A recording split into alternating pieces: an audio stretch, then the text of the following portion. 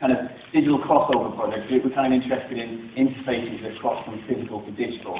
And about a year ago, one of my employees, God bless him, came to us and said, have you heard about augmented reality? And being a kind of technical guy, I of course said, yes, I've heard of it. Didn't have a clue what it was. So I'm going to explain to you what augmented reality is, AR. I'm going to tell you a little bit about our project, and then I'm going to tell you a little bit about how I think it's going to progress, how I think it changes our lives a little bit. And it's obviously nothing as impressive as putting a kidney inside someone, so I apologise already for that. Okay, so augmented reality, what the term means is to increase reality. So what you've got is you've got reality, something out here, we're going to go through a process and we're going to present it back to you with a bit more than you had before.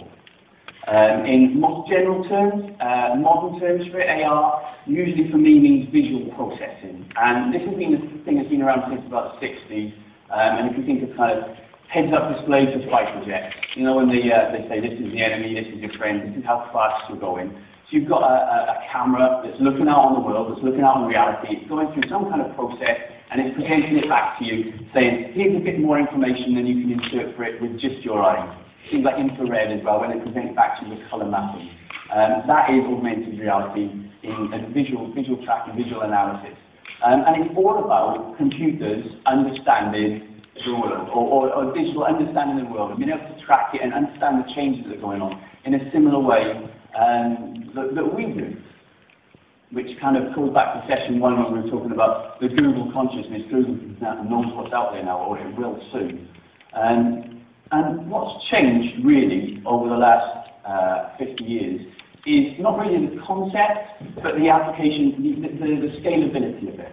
Because we've got exponentially faster computers. The thing in my pocket can perform AI. It's got enough processing power in there to recognise the outside world and present it back to me in a new way. And also the video element, the visual element, the tracking, the thing that looks out on the world. They've got a lot better. They're no longer pixelated.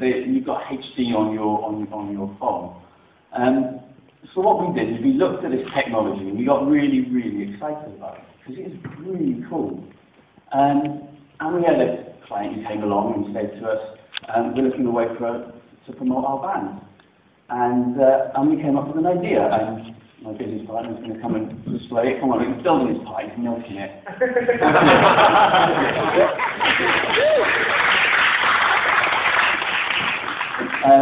And what we've done to promote this band is we turned a t-shirt into a guitar. What? Which is quite cool. And Luke's going to demo it, I'm going to speak above him.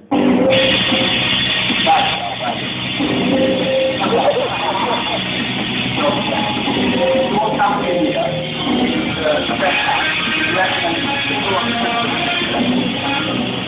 and when it's able to succeed, it's tracking it in real time, which is really important.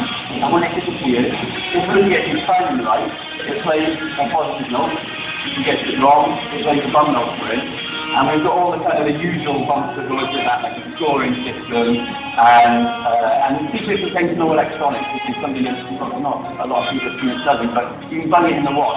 All of our technology is siloed in that kind of that webcam, in that computer, so it's online, it's interactive. If you want to go and play it, there's a printable version, and it's at playaguitar.com.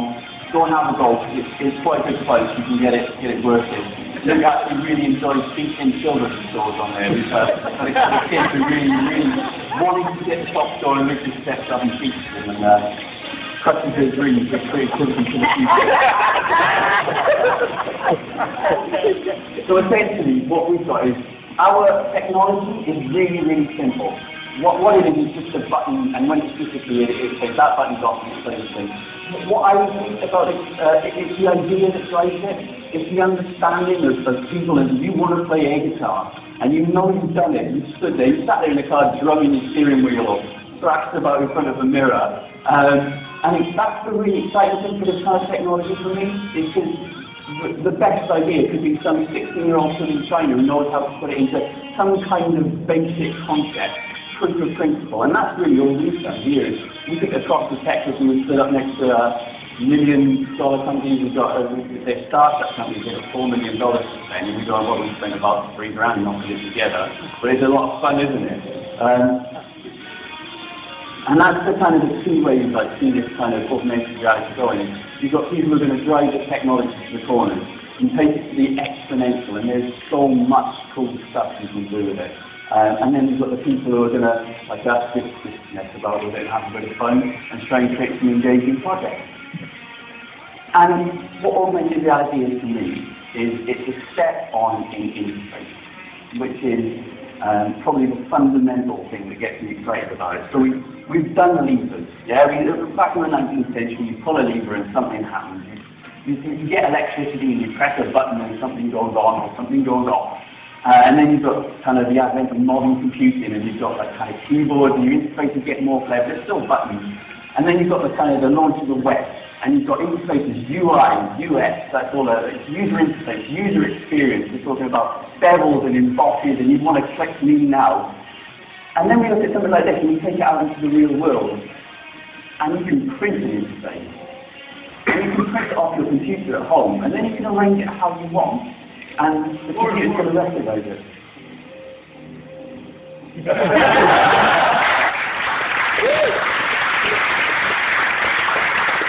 It's a pain in the ass to work with. You cut the TVs out the window every now and then. You should see him thrash his guitar at the end of the song. Yeah, it's one of my fault now. So yeah, you've got all the kind of the glitzy web, and then you can print an interface.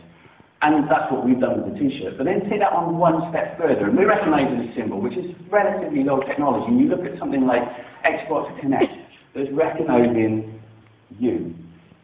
And you take that, and you think, what can we do with this?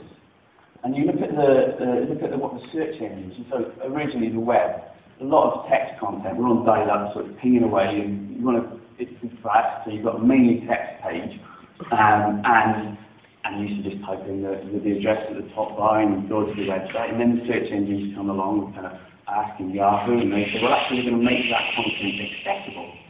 And so you can search for text, and you build an industry on that. You've got search engine optimization, you've got AdWords, you've got pay-per-click, and that's still all kind of text predominantly, and that's how important your website is. Think how many pictures are out there on the World Wide Web that are called 0001A, or me, or yes, or JPEG, or picture. And that is useless information at the minute, unless it's tagged, unless it's keyworded, unless you added that metadata to it. Now we have a system that can recognize things in the real world. You can teach it, it can learn, it's visually there, and it can go and find you things. And think where that takes us. Think of the exponential potential of the image over the word. A picture tells 1,000 words. How many pictures are out there that we can search now? And you take that into a kind of a more motion kind of environment, and you sat there watching a film, and you go, this is a good film, and I really like that bald guy there. Who's that? It's Bruce Willis. All right, wicked. And this is IMDb profile, and what other films has he done? Yeah, he's looking pretty good. I think I like his jumper. I'm going to click on his jumper, and that's the Top Shot. That's green Top Shot jumper. It's around the corner. It's on sale. And think of the amount of data and information that we can make accessible, and the discrete computing that's going on. And then you take that and flip it around the other way to a more interface like ours. And what you've got is you've got gesture interfaces, and you're waving at things, and you're winking at things, and you can wink at your touch screen, and it knows you like it, so it's going to switch itself off, or it's going to switch itself on. And you look at the potential for all of these things, because we're giving them an extra dimension. Before we were just going off, on button.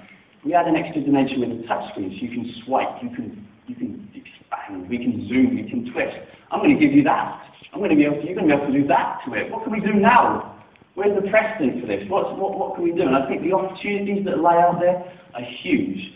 And I think for us, the air guitar is all of that, and it's a bit of fun on the side. And so we took it across to South by Southwest and presented it to them, and we actually attached a business model to it, and it's quite important for us that these kind of projects kind of they actually have an impact. They're financially sustainable as well. And we're all about selling merchandise through those things. So you get a bit of added value and a bit of digital value from it as well. But I'm really excited about where this can take us, and I'm really excited about telling you about it, because I think I'm not that bright, really. I talk a good game, but underneath it all, I'm a puddle.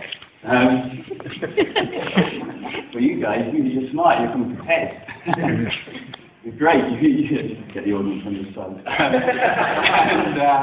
And I think the potential for you to take this idea out and actually do things and create things with it is exponential because it's there for you.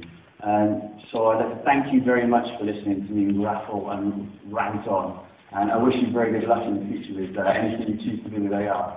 Thank you.